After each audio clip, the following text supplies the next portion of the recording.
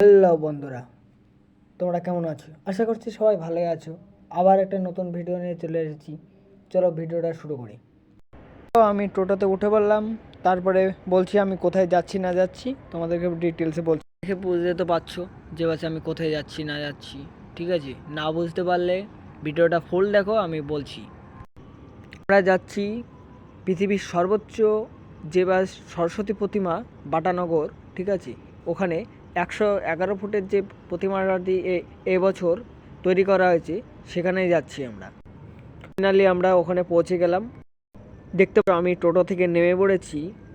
এবার রাস্তা পারাবার হতে হবে। রাস্তা পারাবার হওয়ার আগে তোমাদেরকে জুম করে আমি দেখিয়ে দিই প্রতিমাটি কেমন হয়েছে।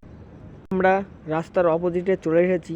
চলো আস্তে আস্তে যাওয়া যাক। দেখতেই পাচ্ছ যে কেমন ভিড় হয়েছে মেলাটিতে, কারণ এটা বাজেছে। চলো বন্ধুরা, সামনের দিকে এগোনো যাক। এগিয়ে তোমাদেরকে বলছি, ভালো করে যতটুকু পারবো আমি দেখানোর চেষ্টা করব। ঠিক আছে, আমি আগে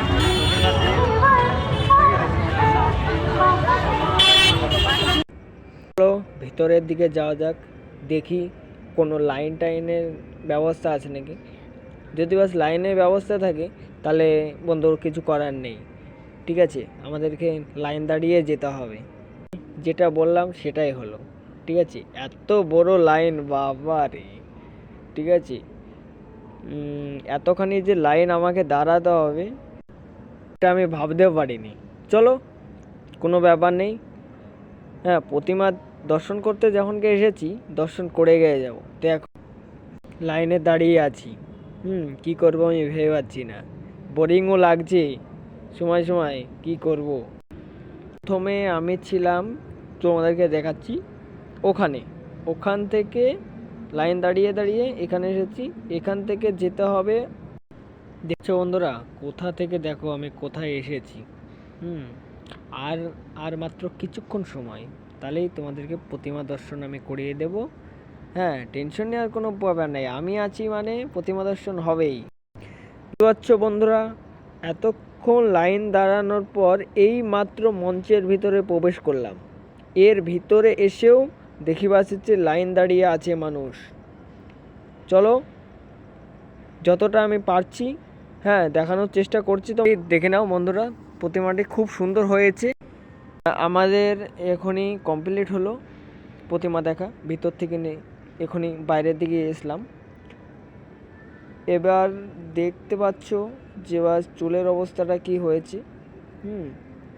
চলো আমার সঙ্গে এসেছো মানে একটা ঠাকুর দেখবে এরকম তো কোনো কথা নেই, আরও দেখছো এটা হলো বাইরের দিকে পথ।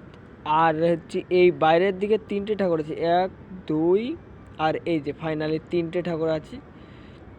চলো একটা একটা করে যাওয়া যাক। কি বলছো, তোমরা যা বলবে তাই হবে। একটা দেখতে পাচ্ছ এই একটি প্রতিমা, এটাও খুব সুন্দর করেছে। চলো দেখতে পাচ্ছ বন্ধুরা, এটি একটি ঠাকুর আছে এর ভিতরে। চলো ভিতরে যে বলছি। ভিতরে যাচ্ছিলাম, এরা দেখছি আমাকে রুখছে। আমি বলছি কি ব্যাপার, এরা আবার মারবে টারবে না তো? তারপর দেখলাম যে না, ওরা মারবে টারবে না, ওরা ওরকমই দাঁড়িয়ে আছে। খুব সুন্দর করেছে এটা।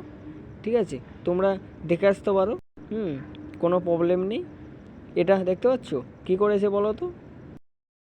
তারপর আমরা চলে আসলাম এখানে ভিতরে যাই, দেখি কেমন ব্যবস্থা এখানে করেছে না করেছে। চলো ভিতর দিকে একটু যাওয়া যাক। যে এখানেও খুব সুন্দর করেছে। প্রতিমাটি দেখতে খুব সুন্দর।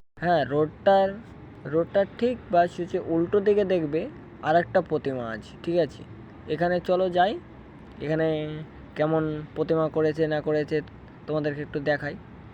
সব কিছুই যখনকে দেখাচ্ছি, চলো এখানে আশা করছি খুব করেছে প্রতিমাটিকে।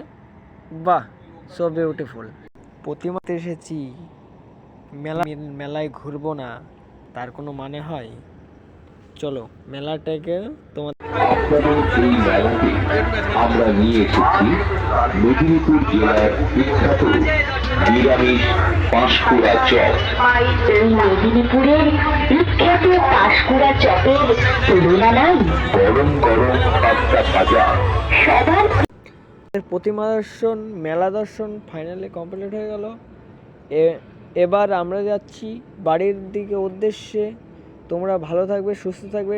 দেখাচ্ছে নতুন কোনো ব্লগ নিয়ে।